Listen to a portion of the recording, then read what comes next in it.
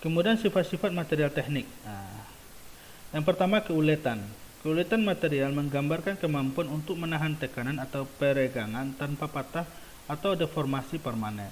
Jadi semakin ulet material itu dia semakin mampu menahan deformasi permanen. Kemudian yang kedua adalah keuangan. Material yang mudah didapat dan terjangkau secara finansial dapat menjadi pilihan yang baik untuk sebuah kebutuhan proyek. Jadi ini adalah pertimbangan yang kedua ya. Jika kita ingin sebuah material yang bisa kita gunakan, kalau bisa ya semurah mungkin harganya atau semudah mungkin kita dapatkan, karena ini nanti berhubungan dengan proses produksi. Jadi kita punya material bagus, kalaupun misalnya harganya mahal, nanti di biaya produksi pasti juga akan meningkat. Jadi memang material yang kita pakai dalam kehidupan sehari-hari ini, pertimbangannya yang paling dominan itu salah satunya adalah dari sisi keuangannya. Contoh saja misalnya kita ingin membuat suatu komponen, tapi kita butuh yang memiliki konduktivitas termalnya atau listriknya yang bagus misalnya. Itu biasanya terdapat pada komponen emas. Kan mungkin juga kita membuat suatu komponen di mobil itu terbuat dari emas. Itu kan termasuk riskan juga, dan dari sisi biaya juga akan mahal gitu. Kalaupun orang menggunakan material yang mahal dan sulit didapatkan, itu mungkin dalam jumlah dan komposisi yang sangat sedikit. Oke, selanjutnya kita lihat sifat-sifatnya itu konduktivitas listriknya. Beberapa material memiliki konduktivitas listrik yang tinggi, menjadikan cocok untuk aplikasi elektronik. Ya, seperti yang saya sampaikan sebelumnya tadi, yaitu emas. Emas itu termasuk material logam yang memiliki konduktivitas listrik yang bagus. Makanya dia banyak dipakai dalam perangkat atau peranti-peranti elektronika yang sebagai konduktor. Penerapan dalam industri, diantaranya itu material ini banyak digunakan di otomotif ya. Otomotif itu seperti yang saya bilang dari awal tadi, untuk mesin, rangka, dan komponen-komponen itu paling banyak. Kemudian dalam bisnis penerbangan menggunakan material ringan yang kuat untuk mencapai efisiensi kerja yang optimum. Kemudian yang ketiga adalah dalam bidang konstruksi beton. Ya, biasa digunakan untuk pembangunan gedung dan infrastruktur. Kalau kita lihat sebenarnya dari bidang otomotif dan penerbangannya hampir sama saja. Bagaimana penggunaan dari logam ini termasuk yang dominan ya, dan sangat dipertimbangkan, karena bedanya hanya satu saja, yaitu kalau otomotif itu untuk kendaraan di darat, sedangkan penerbangan untuk kendaraan di atas udara atau di udara ya. Nah, jadi pada dasarnya sama. Bagaimana menciptakan kendaraan yang ringan, kokoh. Karena nanti kalau semakin ringan kendaraan dan semakin kokoh dia, itu berhubungan dengan efisiensi mesin.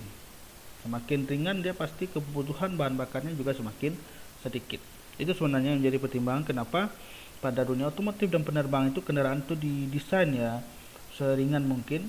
Dalam hal ini di garis bawahi, kalau ringan itu maksudnya bobotnya itu yang aman gitu, di limit yang maksimal gitu.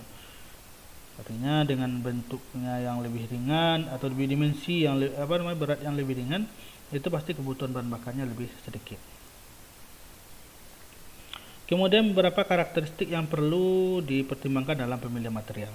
Yang pertama itu adalah keamanan. Material yang digunakan harus aman, tahan terhadap kerusakan atau kegagalan berpotensi membahayakan.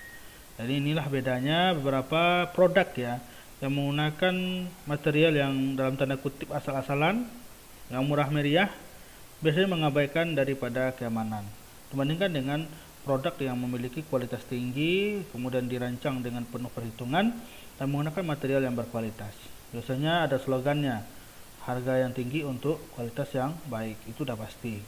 Kalau dalam hukum ekonomi itu mutlak itu. Ya, kalau ada harganya murah kemudian kualitasnya bagus, itu dipertanyakan juga apa yang sedang terjadi gitu. Karena udah pasti suatu hal yang memiliki high quality itu di dalam proses produksinya pasti membutuhkan biaya yang cukup yang lebih ya, biasa dibandingkan dengan produk yang kualitas rendah.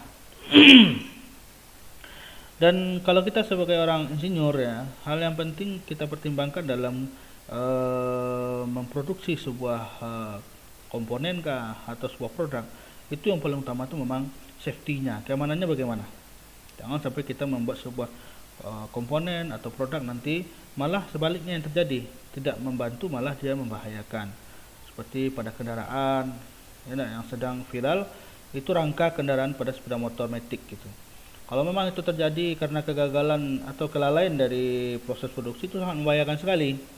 Yang hanya mempertimbangkan daripada biaya produksi dan efisiensi. Memang dalam kasus ini dari banyak penjelasan, rangka yang diciptakan yang paling baru ini itu dia memiliki bobot yang lebih ringan dengan klaim dapat menghemat bahan bakar atau efisiensi mesinnya meningkat. Jadi ini yang harus kita pikirkan juga. Kadang-kadang di satu sisi pengembangan dari satu produk itu belum tentu juga menjamin suatu hal itu lebih baik gitu. Terkadang dia juga membawa kepada hal yang tidak baik. Maka dalam hal ini pertimbangan-pertimbangan dan pengujian yang sangat detail itu harus dilakukan dalam pembuatan dari sebuah produk. Kemudian yang kedua adalah pertimbangan lingkungan. Ini penting. Pemilihan material perlu mempertimbangkan dampak terhadap lingkungan, termasuk daur ulang dan efisiensi energi. Karena walau bagaimanapun lingkungan adalah tempat tinggal kita. Bagaimana kita membuat sebuah produk yang nanti seandainya ada beberapa hal yang perlu kita pikirkan tentang 3R tadi. Apakah dia termasuk kategori 3R ya? Apakah dia bisa di-reuse atau di-reduce atau di-recycle? Ini harus dipikirkan. Karena kalau ketiga ini tidak bisa dicapainya, ini berbahaya juga. Akan menjadi sampah dan limbah yang tidak bisa didaur ulangkah atau digunakan ulang atau dimanfaatkan untuk hal-hal yang lain. Kemudian yang ketiga adalah penggunaan dan aplikasi. Karakteristik material harus sesuai dengan kebutuhan dan tuntutan aplikasi tertentu, seperti kekuatan, ketahanan terhadap suhu tinggi. Jadi ini harus dipikirkan oleh kita sebagai orang yang memproduksinya. Jadi jangan hanya membuat sebuah komponen atau produk tanpa pertimbangan-pertimbangan yang lebih menyeluruh, yang hanya memikirkan solusi dari satu masalah yang sifatnya situasional saja, ya, tidak tidak termanfaatkan secara atau dalam jangka waktu yang cukup panjang. Kemudian untuk kesimpulan, struktur material memiliki peran penting dalam kehidupan sehari-hari dan dunia industri. Pemilihan material yang baik tentang material teknik dapat membantu mencapai kualitas dan kinerja optimal. Ini yang kita harapkan sebenarnya. Jika pemilihan material itu tepat, proses produksinya tepat, kemudian dia juga bisa menyelesaikan suatu permasalahan yang kita hadapi di lapangan, ini biasanya dari proses produksi kah, itu dari proses pembuatan kah, itu kita mencapai kinerja yang optimal. Ini yang diharapkan sebenarnya dari luaran ya, pemahaman tentang struktur material teknik ini. Jangan nanti sampai kita membuat produk atau suatu komponen dari permesinan malah menimbulkan masalah yang baru gitu. Ya, jadi jangan sampai menyelesaikan masalah tapi membawa masalah gitu. Kalau bisa seharusnya menyelesaikan masalah itu tanpa masalah. Mungkin ini yang bisa dipahami dulu sebagai pengantar untuk topik yang kedua ini. Wabillahi taufiq wal hidayah. Assalamualaikum warahmatullahi wabarakatuh.